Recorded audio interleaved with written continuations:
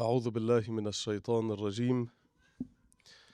بسم الله الرحمن الرحيم، وأفضل الصلاة وأتم التسليم على المبعوث رحمة للعالمين سيدنا ونبينا وشفيع ذنوبنا وطبيب نفوسنا أبي القاسم محمد وعلى آل بيته الطيبين الطاهرين.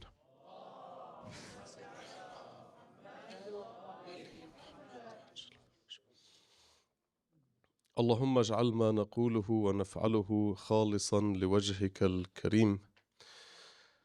My dear and respected brothers and sisters and elders, Assalamu alaikum jami'an wa rahmatullahi wa barakatuh.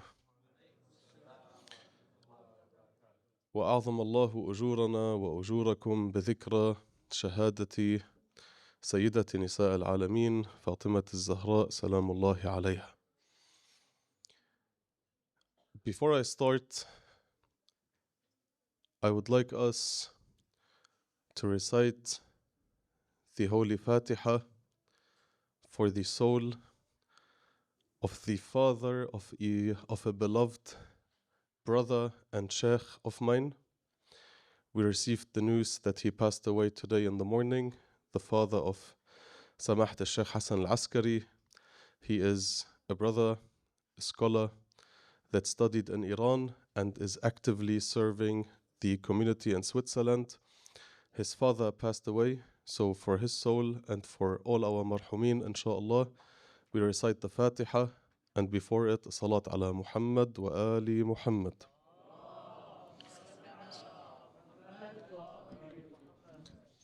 Bismillah.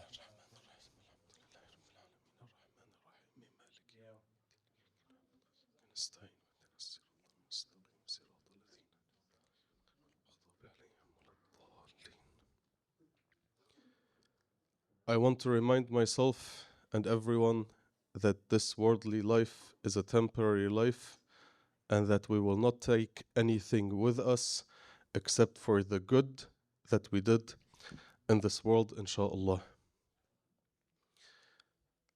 Tonight's question is, how can I what are the practical steps to build a world view?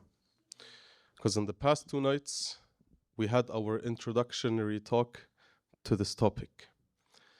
And inshallah, tomorrow we will continue from where we stop today, inshallah. Look, the issue is that religion was introduced to us in a wrong way. Most of us, the first confrontation with religion is a confrontation that is a part of religion. It's a certain aspect of Islam. We are taught to pray, to make wudu, how to fast, what breaks our fast. We are introduced to Islam from its practical side, from the fiqhi side. So we're told, pray. And if you don't pray, this will happen to you. Fast. If you don't fast, this and that will happen to you. But we're not giving the context. We're not given what we should be given to understand Islam. And here we should take the similarities from the Prophet and how he spread the message and how we are teaching Islam to society.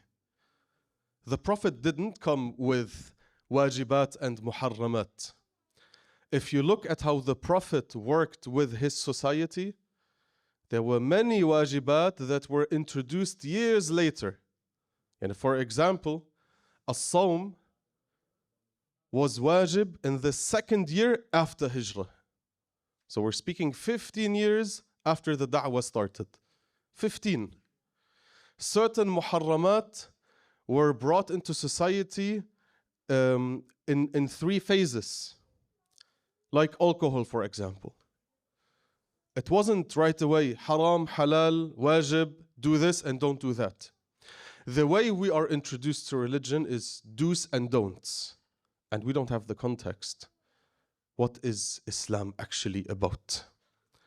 My teacher used to say, most people, their understanding of Islam is like a cartoon character. You know how in cartoons, the characters, they're not in proportion? They have no neck, small head, big feet, I don't know. They're not in proportion. It looks weird. To many people, Islam doesn't make sense because they were never taught Islam the way they should be taught, or the way they should learn Islam. It was never introduced to them in the proper way. And that's why we find that a lot of people have a problem, an identity issue, when it comes to the practical aspect of Islam. How am I? What should I do? How should I treat others, myself? Some people live a double life. They pray in secret, maybe not in the UK, in London. You have a strong, big community, mashallah. But they pray secretly. No one knows they pray. Why? Because, it's something between me and Allah Azza wa Jal. And in public, they act in a different way. In the work environment, no one knows they're Muslim or they're Shia. But why? What is religion and Islam? How should I understand this? When do the ahkam make sense? Or were we introduced to Islam properly or no? The answer is no. And I said this yesterday. Usually everything we want to do, we take it from A to Z. Step number 1, step number 2, step number 3, and then we come to the conclusion. Except for religion and Islam. So that's why today I want to share a few practical steps with you, so we can see how to get properly into religion and Islam, and how can I become a Muslim the way Allah wants me to be, the Imam of my time wants me to be. How can I be a good Muslim? What should I do? What do I have to do? Because we have to clean up and start over at some point. Look, the very first step, or the very first advice I want to give and share, is if you decide to go into Islam and religion properly, you go slow. Because what happens usually is, when the individual has an awakening and he wakes up and he thinks, oh no, I'm going in the wrong direction, then he wants to go into the right direction, he goes too fast. And subhanAllah, everyone has these moments in life where something just tells him, I need to wake up, I need to change, I need to return to Allah Azza wa Jal. We all have these moments. And then what happens is he becomes more Malik than the Malik himself. He wants to be more king than the king himself. And he rushes into Islam. He wants to read an X amount of pages of the Quran every day. Salat al-Layl every day. Ziyarat Ashura every day. Dua Tawassul every Tuesday and every Thursday. Dua Nudba every Friday. From 0 to 100. And then after 2-3 weeks, 2-3 months, he realizes, no, I can't keep up. And then he takes a lot of steps back and maybe to 0 again. This is not how you go into Islam and religion.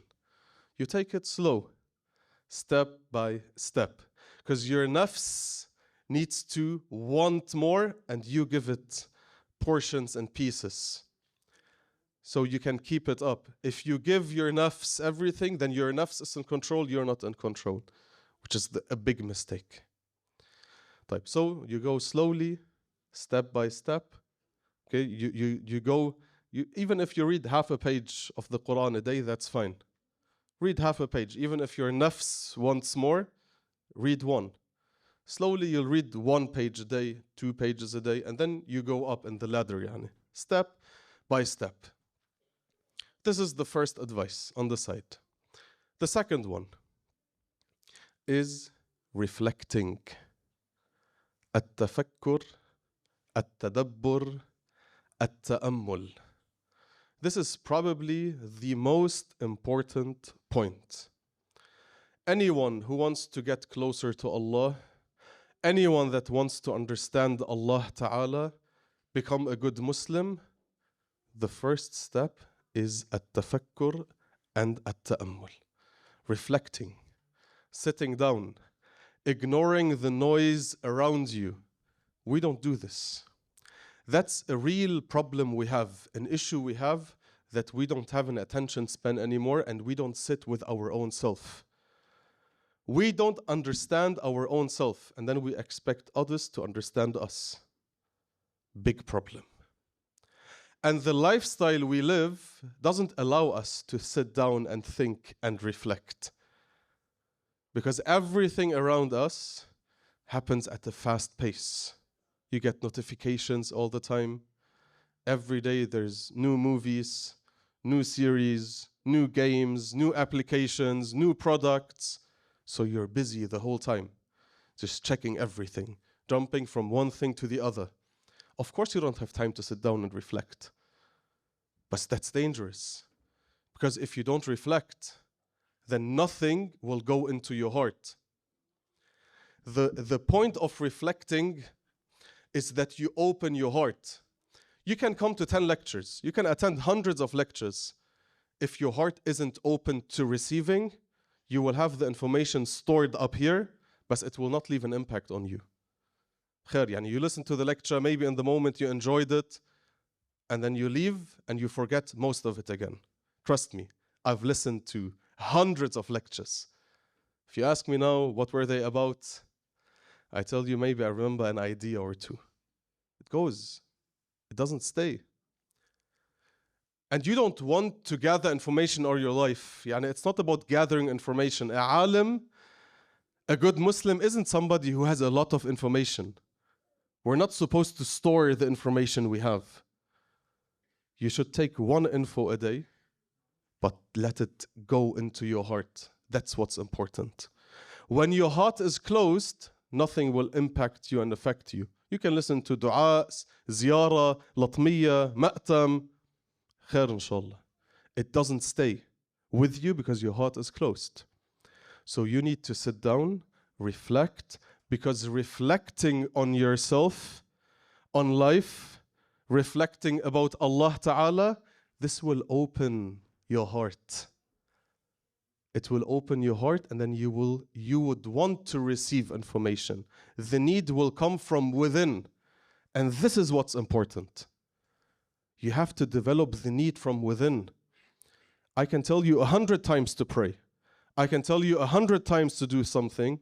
If you don't feel the need from within, it will not last. It will not have the impact. So we need to sit down and reflect. Talk to your own nafs. In front of a mirror, look at yourself and speak to yourself. Why am I here? What do I want? What is this life about? What's important? What's the priority? Do this every single day. There's no problem. And it's not a concept that's far. It's not something that we don't have in religion. We have this. The narration says that somebody walked by Imam Ali alayhi salam and he heard him say, Ya dunya ghurri ghayri faqad tallaqtuki thalath. O dunya, go deceive someone else. For I have divorced you 3 times and I will not return. Tab Imam Ali, he's speaking to the dunya, but he's reflecting. He's speaking to his nafs. He's speaking to his own self. Because it's important to do that. Al-Abbas salamullahi alayhi on the day of Ashura, when he took the water at the river, what did he say? Ya nafsu min ba'd al-Husayn huni. He's speaking to his nafs. Ya nafs. It's important that we speak with our own nafs. If you commit a sin, you speak to your own self. Why did I do this? Why did you allow me to do this? Do you know who we sinned against? Do you know what we did? Speak to your nafs. Hold yourself accountable. Also Al-Abbas, when he speaks to his nafs, Ya nafsu la takhshay min al-kuffari. Don't fear the kuffar. Ya nafs. We don't do this because we don't have time. We think we don't have time. But if we don't sit down and reflect, our hearts will not open. And if our hearts don't open, then everything else I'm going to mention will not have any value. It will not stick with us. You are responsible for your own journey. Even if the Prophet ﷺ was present in this day, he's not going to force you into Islam. He's not going to force you into believing. He's not going to force your heart. No one can and no one will. If Allah wanted to do this, He could have done this easily. لا إكراه في الدين. It's you. If you don't wake up and realize I have to work on myself, it's not going to work. You're not going to succeed. So learn to sit down and reflect. The Quran says, الذين يتفكرون الذين يذكرون الله قياما وقعودا وعلى جنوبهم ويتفكرون في خلق السماوات والأرض ربنا ما خلقت هذا باطلا سبحانك فقنا عذاب النار. When they reflect and they think, they come to the conclusion, ربنا ما خلقت هذا باطلا. Why are we living? Sit down and reflect. And the narration state that this is the most important ibadah. The narration says, on behalf of Abi Abdullah alayhi salam, أفضل العبادة إدمان التفكر في الله وفي قدرته. The best form of worship is persistent contemplation of Allah and of His power. If you sit down and give yourself at least 5 minutes to think about Allah, where is He? Why? Why did He create me? What does He want from me? Wallah, if you do this for 5 minutes a day, it will change your life because you will reorder your priorities. What is concerning you now, what you think is a priority now, if you do this contemplation, it might completely change. And then you have a problem erased that you thought you wanted to achieve or gain. This is one narration. Another narration, the narrator says that he heard Imam al-Rida alayhi salam say, Allahumma salli ala Muhammad wa ala Muhammad. Hello, did the salawat for Imam Rida but not for Imam al-Sadiq? Either we do for every Imam or no. Allahumma salli ala Muhammad wa ali Muhammad. He heard him say, ليس العبادة كثرة الصلاة والصوم إنما العبادة التفكر في أمر الله عز وجل. He's saying, worship is not merely an abundance of prayer and fasting. Rather, worship is reflection upon Allah, the Mighty and Majestic. Reflect upon Allah. Even the ibadat we do, they serve the remembrance of Allah Ta'ala. The Quran says it clearly. وَأَقِمِ الصَّلَاةَ لِذِكْرِ. أَقِمِ الصَّلَاةَ لِذِكْرِ. طيب, do we really have the remembrance of Allah Ta'ala or no? Do we really reflect upon Allah Ta'ala or no? Because we don't want to turn into robots. We just pray, we read dua, we come to the mosque and then we leave. Where's the soul? Why isn't your heart present? Because you don't reflect. You don't have tafakkur, you don't have ta'ammul. طيب, the third and last narration. عن أمير المؤمنين عليه السلام. محمد وآل محمد. He says, ألا لا خير في علم ليس فيه تفهم. He's saying, behold, there is no good in knowledge without understanding. You can listen, you can read. If you don't understand, there's no good in this. لا خير. ولا خير في قراءة ليس فيها تدبر. And there is no good in reading or recitation without pondering. And he says, ولا خير في عباد ليس فيها تفقه. And no good in worship without comprehension. That means our ibadah that we do, the knowledge that we gain, if there's no tafakkur, then it has no value. That's why I always say, if you listen to a lecture and you don't take notes, at least try to memorize one thing and keep it in your mind for the next few hours or days. Write it down, the most important point, so that you at least took something with you from the lecture. At least one thing, one practical thing. Sheikh Habib al-Kadhimi, Allah yahfadhu ويحميه, I heard him once say something and it stuck here with me till this day. And I tried it, and it was actually hard to do. He said, just try for 1 minute, 60 seconds, to sit down and reflect upon the fact that you are a servant of Allah. That's it. Don't let any other thought intercept your thinking. Just sit down for 1 minute, for 60 seconds, and think about the fact that you are a servant of Allah. It might sound easy. On the last night, inshallah, I have something similar to share about Sheikh Mohammad Alchaer, rahmatullah alayh. Something very similar. When I tried to do this, I recognized how hard it is. And I questioned myself, Allahu Akbar, I'm not able to sit down for 1 minute just to think and reflect upon the fact that I am a servant of Allah. Because if I really did this every single day, I would behave differently. I would act differently. Try it. Let me know how it goes. طيب, this is the second point. The third point I want to mention. Knowledge. If you want to build a worldview, a proper worldview, understand Islam properly, we have to start from A to Z when it comes to knowledge.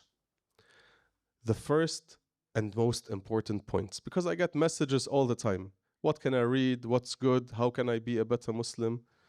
Now we're mentioning them. Number one is Aqeedah. Aqeedah, Aqeedah, Aqeedah. This is why, Afwan, Ahsan Allah ilayk. This is why almost all my lectures I speak about Aqaid. Aqaid, Aqaid, Aqaid. Aqeedah in Arabic comes from Aqd, to tie something. If you don't have a proper Aqeedah, how can you believe in something? We don't believe blindly. When you have Aqeedah, that means عقدت قلبك على هذا الأمر. يعني you tied your heart to this belief. And if this tie isn't firm, isn't certain, then it's not Aqeedah. Then you will fail in your test. You will not make it. Because I used to reflect a lot on the point of why did the people not listen to the prophets? Why did they not listen to the prophet, our prophet? Why did they not follow Ali alayhi salam? Why did they attack Az-Zahra salamullahi alayha? Why did they betray Imam al-Hasan alayhi salam? Why did they kill Imam al-Hussein? They used to pray, they used to fast, they used to go to Hajj and Umrah. They used to do all of this. What was it? Why did they fail? The answer is Aqeedah. What does it mean when they say قلوبنا معك وسيوفنا عليك? Aqeedah. If we don't have a strong Aqeedah, we will not be on the right side of things. We will not be with the Imam of our time. We need to have a proper, firm and strong Aqeedah. Which means, we go back to the basics. We go back to the basics, which are Tawheed, Adl, Nubuwa, Imama, Ma'ad. Definitely. And we have to understand, why does Allah exist? How does He exist? What's the logical reasoning? You want to believe in Allah properly? You need knowledge. You need ilm. Why isn't He created? There is no taboo questions. How can I know that Allah wasn't created by something else? How can He live forever? Why is He unlimited? Why does He have unlimited knowledge and power? Why? Who said this? We need to have ilm about these matters. How is He just? Why does He allow certain things to happen? Question everything and look for answers. Then you have Aqeedah. Then you can say, I believe in Allah Ta'ala. And then you say, I have tawakkul. Because when you have tawakkul, tawakkalt ala Allah. Does Allah really exist in your heart? Or you just believe in Allah because it sounds good? It's reasonable. When you say ikhlas, ikhlas towards who? Allah. If you don't have a proper aqidah and you believe in Allah, how can you have ikhlas? When you say tawakkul, rizq, ala Allah, how? Where is Allah? So you need aqidah and to need understand Allah Ta'ala. Even the prophets. Who said the prophet is infallible? This is basic knowledge. Everyone needs to have this. Everyone has to know this. There is no taqleed in aqidah. Who said the prophets are infallible? How do I know who a prophet is? Yani how is the prophecy of a prophet established? Through a miracle? Who said this? How? Why? How do I know all of these things? Why am I not a prophet? Why did the prophets end? Why is there no prophets today? These are all questions. If you sit down and think and reflect, you should have these questions. And then you have to look for answers. The imams infallible. Who said this? Why the imams? Why 12? Where is our imam? How can he live so long? Ask these questions and look for answers. And trust me, my teacher always used to say, there's answers for everything. There's nothing that could come to your mind that our scholars didn't have answers to.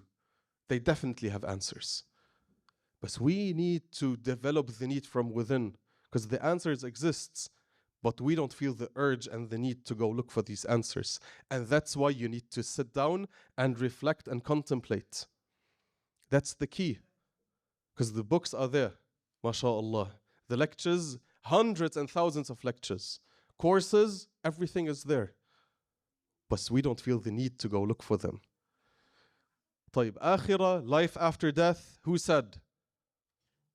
هلا in our community in Lebanon they say ما حدا مات وإجا خبرنا. Right? We don't know. Say no one died and came back and told us what's going to happen next. طب we have ilm. Who said there is an akhirah? How is dunya, nar, jannah? How can we understand these concepts? Angels, jinn. How can we understand all of this? Knowledge. Sit down, read, learn, invest in yourself, into your brain, into your intellect. It's important. Don't just sit down and lay back and think it will happen somehow. Don't do this. There's a Sunni brother in Canada. He converted to Shia Islam. And he shared something with me that it's a beautiful image of his journey, of what happened to him. Because he said to me, obviously he was just born into Sunni Islam and he just lived the way like he was taught to live. Later when he discovered things and he changed to Shia Islam, he said this to me. He said, when I was in my belief, I was sure that this is the right belief. When I realized at some point that no, it's Shia Islam, he said this. He said, my Titanic sank. He couldn't believe that this is not the truth. And then he was on the shore again, but then he said, I was scared to go and enter Shia Islam, because what if I go on another Titanic and it sinks again? So he was very cautious who he listens to and where he takes his information from. And this is what we all have to do. You can't just listen to anyone. At the end of the day, you're giving your brain, your intellect, your soul, your destiny to somebody. Who's this somebody? Who am I listening to? Because now we have many TikTokers and many, they go and speak about religion. And then we have our community that doesn't have knowledge, that call us, like, Maulana, I heard this question and this issue, and how can I respond, and how can I tell him, and how can I defend myself? The first thing I tell them is relax. Who said what they claim is true? They're attacking us and they say Shia are this and that. How can I defend? Who said we have to defend? Because we're putting them in a position that what they are claiming is true and now I have to defend. La habibi. Let them claim whatever they want to claim about Shia Islam. They say, oh, we worship a stone, we worship the imam, we are not muwahideen. Who cares? What you have to do is you gain knowledge, you are firm in your belief, and then you can defend religion easily. But if you lay back and rely on the sheikh, then we have a problem. So the first point in this point is aqidah. This is number one. Number two is you have to invest in a 2 months course and learn Arabic. Don't come and speak about the Quran and the narrations and try to make interpretations if you don't understand Arabic properly, especially the native speakers. I respect the brothers that are non-Arabs. I have a huge respect for them because their journey is harder to learn Arabic. But if you're a native Arabic speaker, learn Arabic, brother, to understand the Quran, at least. Just the basics. I'm not saying be a mujtahid in sarf and nahu and balagha. Just learn the basics. Invest in yourself. Just an hour a day for 2 months and you'll be good. If you could please stand up and move forward. مع الصلاة على محمد وآل محمد. اللهم صل على محمد وآل محمد.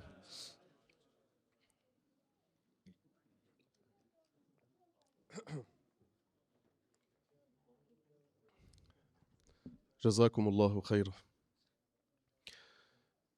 Invest in Arabic language, basic Arabic language.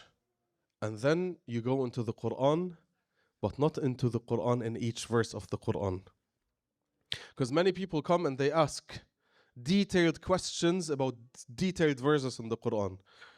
What does mean what's Jannatan? Why does the Quran say Jannatan? And where is Ya'juj and Ma'juj? And who is meant by Dhil Qarnayn? And they come with questions. And I tell them, Habibi, listen, do you know how this Quran was revealed? Do you know what the word Quran means? Do you know that there's Makki, Madani? Do you know what's Makki and what's Madani? Do you know that there's Muhkam and Mutashabah? Do you know that there's Nasikh and Mansukh? Do you know all these things? How was the Quran compiled? Who wrote down the Quran? Why is the Quran in this shape and form? What's the Jama' of Ali? What's the Jama' of Uthman? What's this and that? Do you have an understanding of the Quran? Get to know the Quran from the outside and then dive into the inside of the Quran and ask about the verses and ayat. But if you come and you say, oh, there's a contradiction, this verse says something against this verse. Habibi, do you understand? Maybe this is muhkam, this is mutashabah. Do you have an idea? Do you understand your book? Do you understand the generalities of your book? How it was written? What's inside of this book?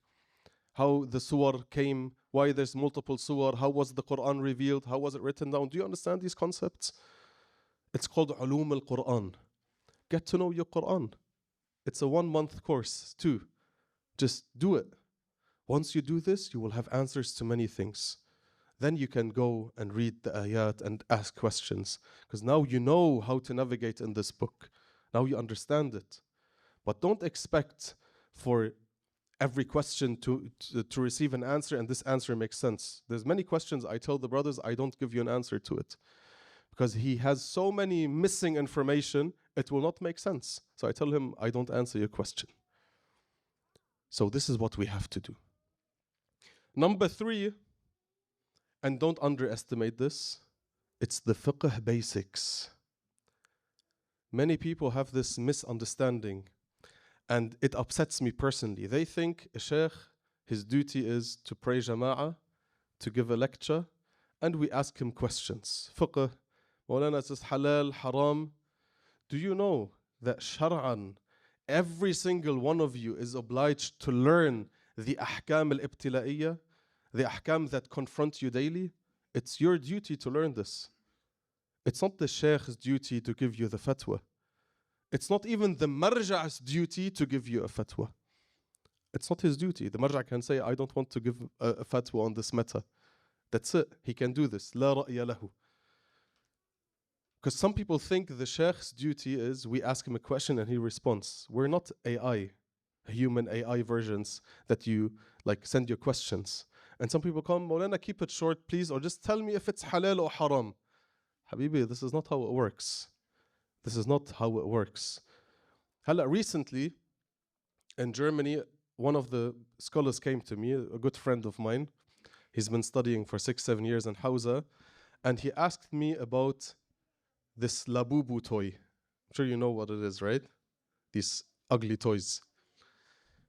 He asked me, he said, Sheikhna, do you think this is halal or haram? Like if somebody asks you, is this halal or haram, what do you say? I told him, honestly, I tell them they're not allowed to have it without saying halal or haram. He said, how come? Like, is it halal or haram?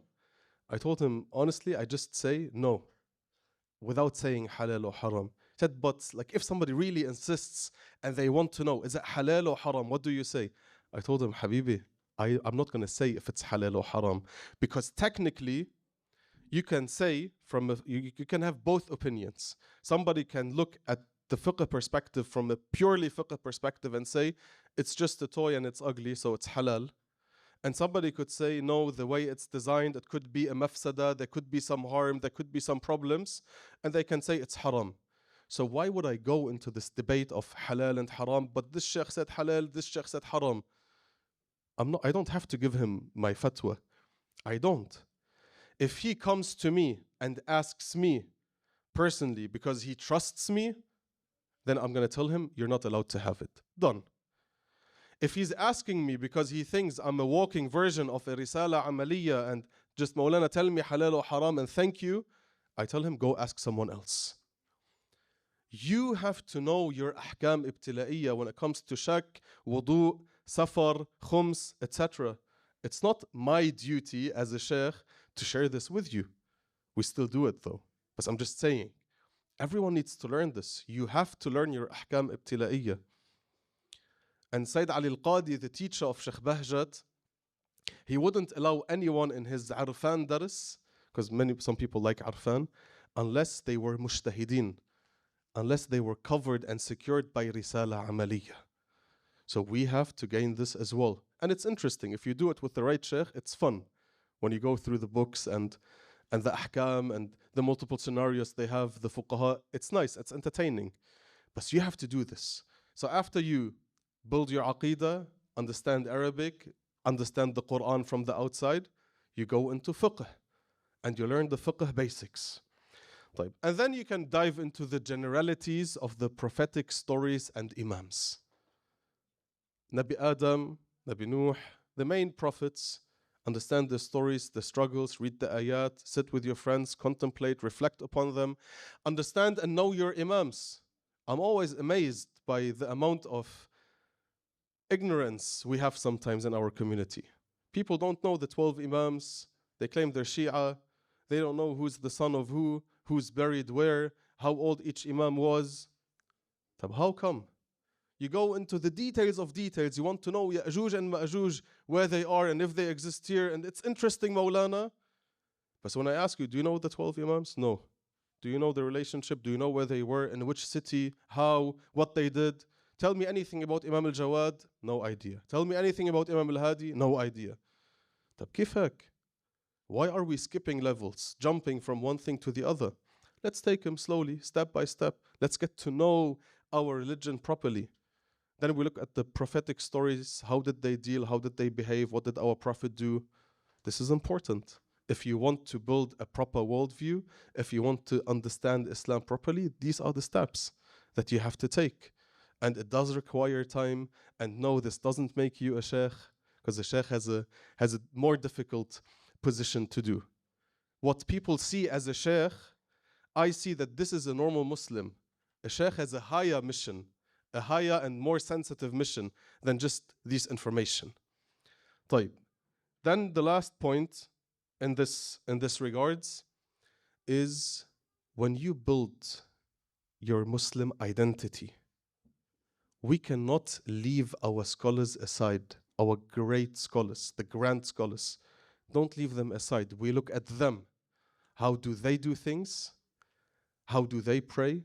How do they treat others? How do they behave? Because they are the closest they can be to the imams. They drank from the water of Muhammad wa Ali Muhammad. Allahumma salli ala Muhammad wa ali Muhammad. We look at them. How do they do things? How do they mourn the imams? How do they speak and talk and treat others? So we learn from them. We can't disregard them. Some of the youth, they just don't care about the maraja'. No khair, this marja'. One time I had a brother in one of the countries far from here. He was 16 years old. He barely had a mustache. He told me in the first night, first time I see them, he said, Maulana Muhammad Hassan Fadlallah. I was like, haha, shu? Hold on. As-Sayyid Muhammad Hassan Fadlallah. He said, yeah, he has an opinion. I told him, no, I don't want to listen to your opinion. I don't want to listen to your ishkal. You want to speak about a marja' and his opinion, and you're not convinced of his opinion? Sit down, Habibi. When you have respect for our maraja', then we speak. Then we talk.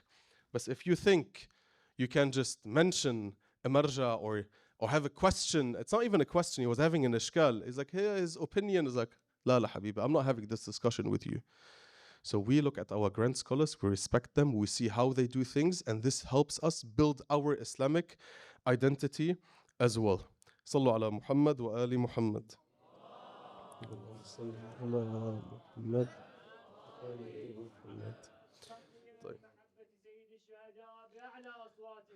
Allahumma salli ala Muhammad. The last point, the point of knowledge, is we are not supposed to know everything. Some people come and say, Maulana, you know what? This doesn't make sense to me. I'm not convinced. I tell him, it's fine, Habibi. Who said you have to be convinced? Yani Allah Azza wa Jal, He has to look into your mind, into your brain, and see, is Muhammad convinced? Is Fatima convinced? Is Ja'far convinced? Is Zainab convinced? If she's convinced, khalas, I'll change religion to fit his or her brain. This is not how it works. Because every one of us has a different background, has a different experience in life, and it's fine if it doesn't make sense to you, because it makes sense to the others. I once had we had a conversation, and he was just amazed by the idea that we have to pray 5 times a day, every single day of our life. He said, Yani shlon, kif? You have to pray every single day, 5 times a day? Like every day, there's no break, no holiday, no nothing? I told him, no, every day. And it's normal. He said, no, I don't understand. Like every single day, no break, and you have to make them up if you don't pray. I told him, yes, it's normal. And then he was also baffled by the idea that the women that wear a hijab, they can't even leave the house for a second without the hijab. He said, even if she wants to throw something out of the window or do something, don't throw anything out of the window, just saying. And even if she wants to call somebody, she has to put on her hijab, yes. Even if it's for a minute, yes. To him, that was too much. Yani if we looked into his brain, he'd say, no, I'm not convinced. This is too much for me. Even though for us, it's the bare minimum to pray 5 times a day. So what you think doesn't make sense or is too much, khair inshallah. Maybe you're the problem, not Islam, not Allah Ta'ala, not religion. Because people come and say, yeah, ma'tana'at. Okay, what shall I do for you?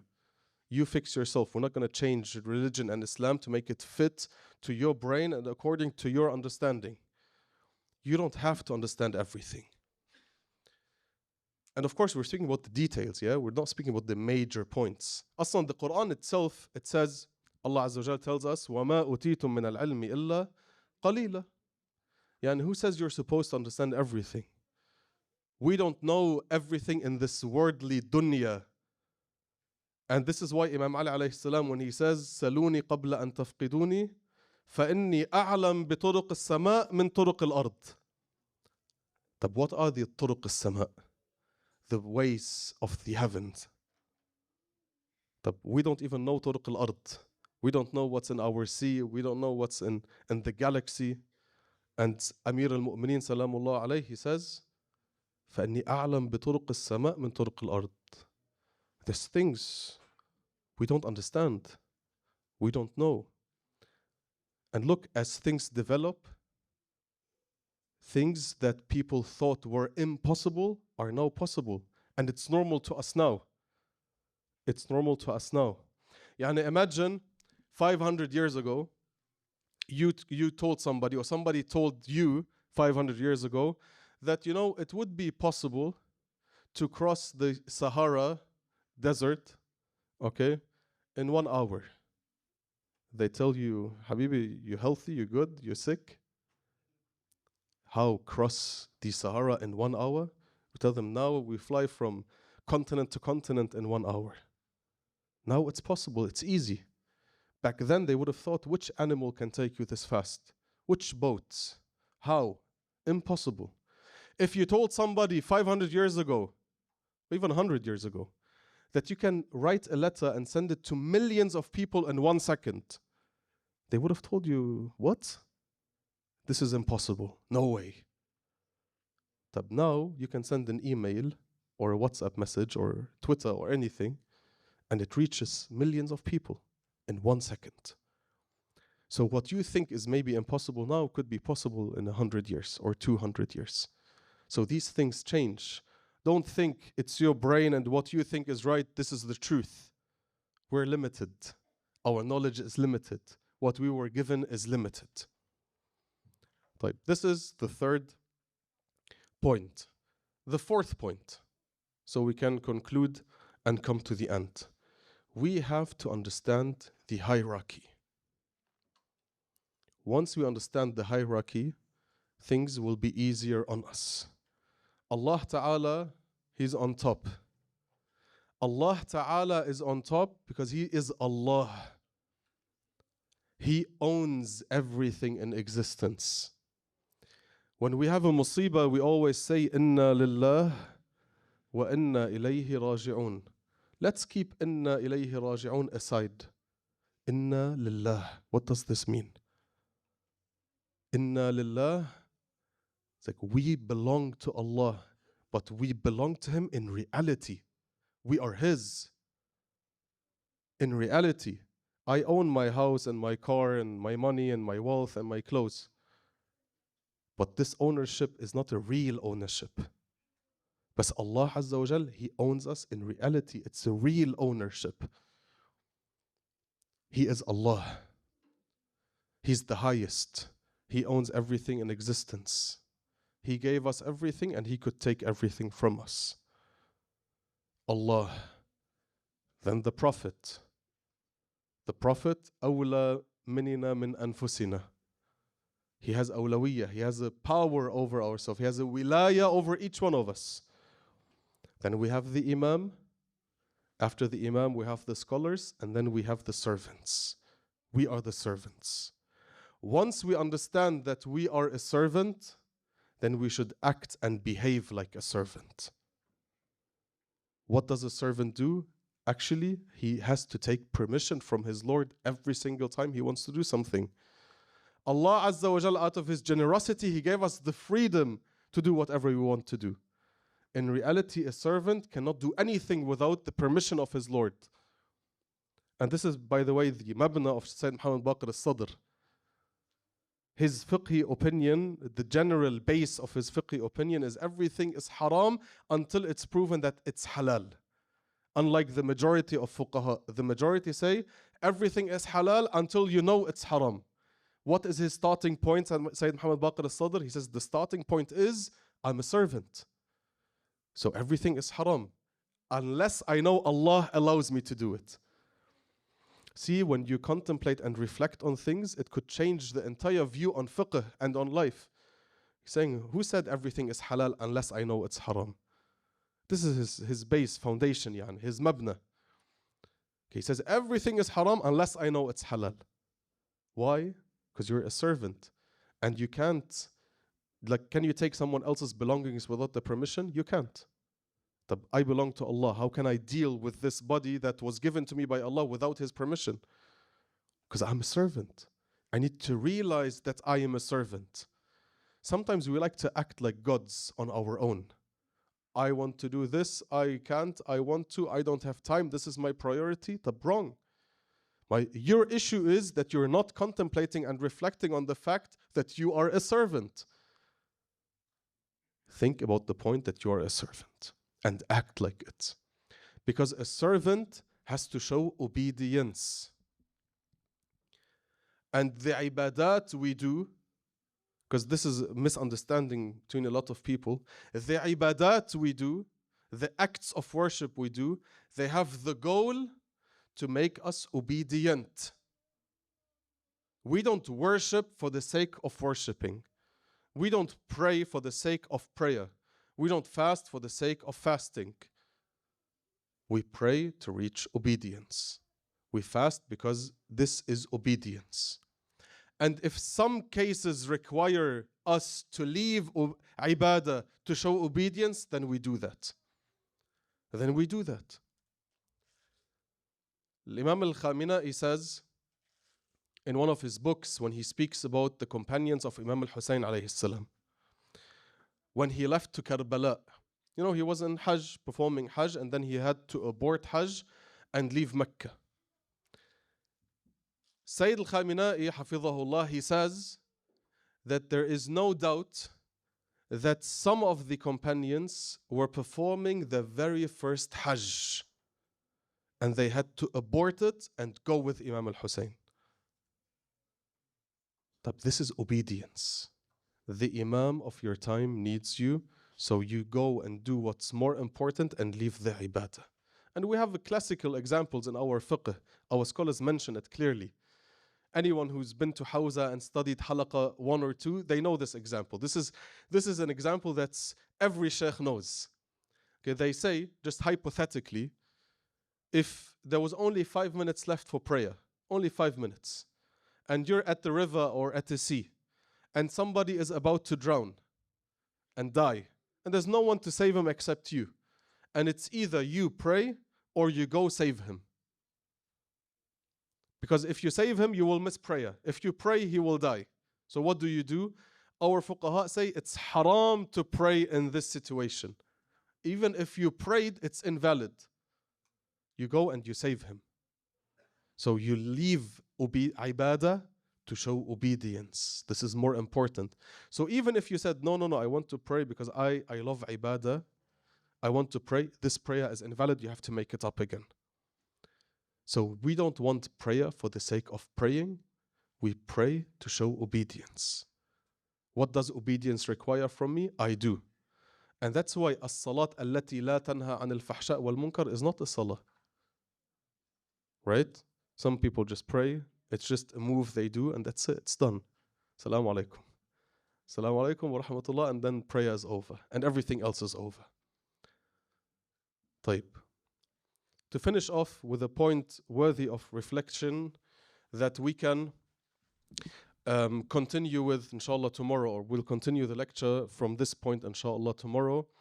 A point worthy of reflecting, worthy of our reflection, is that we know that Allah Azza wa Jal is unlimited. Okay, He has no limits.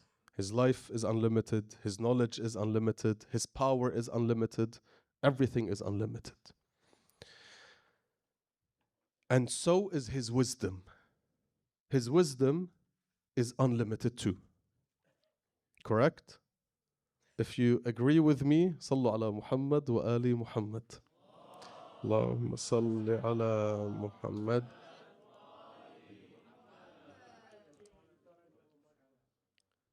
If we look at the timeline, okay, this is a very important point. It's an issue, or it's a point that should touch every single one of you, because it speaks about every single one of you. If we look at the timeline, from Adam alayhi salam till the day of judgment, or till the return of our Imam, were we created in this time and age for no reason, or is there a wisdom? In other words, when Allah Ta'ala decided to create us, every single one of us, in this time and age, did He do this for a reason or no? Was it just coincidence? Muhammad Alchaer and Fulan and Fulan and Fulan, yallah, we just put them in this time frame. Was it coincidence? Definitely not. Because I could have lived during the time of Nabi Musa, for example. And you could have lived during the time of Nabi Yusuf. And you could have lived during the time of Prophet Muhammad sallallahu alayhi wa alihi. Allahumma salli ala Muhammad wa ali Muhammad. And you could have lived 200 years ago. And you could have lived in 100 years. And every single one of us. But why did Allah Ta'ala decide that this group of people lives at the same time? Is there a wisdom or no? There's definitely a wisdom. There's definitely a hikmah. If I ask Allah Ta'ala, Ya Allah, why did you create me in this time and age? Why? Definitely there's a response. Definitely there's a hikmah. 100%. Why was I born in this year? Why not before? Why not after? Why in these circumstances? Why?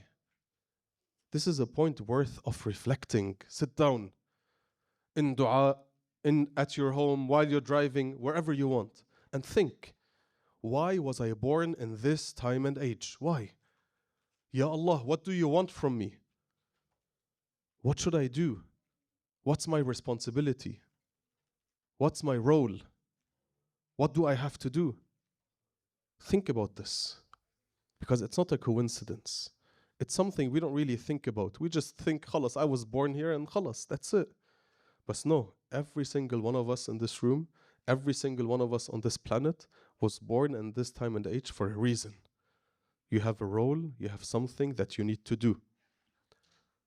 And inshallah, we'll continue this tomorrow. We'll speak about this. Not this question because you have to find your own answer, but we'll speak about our responsibility. We'll try to understand our responsibility a little bit better, yani.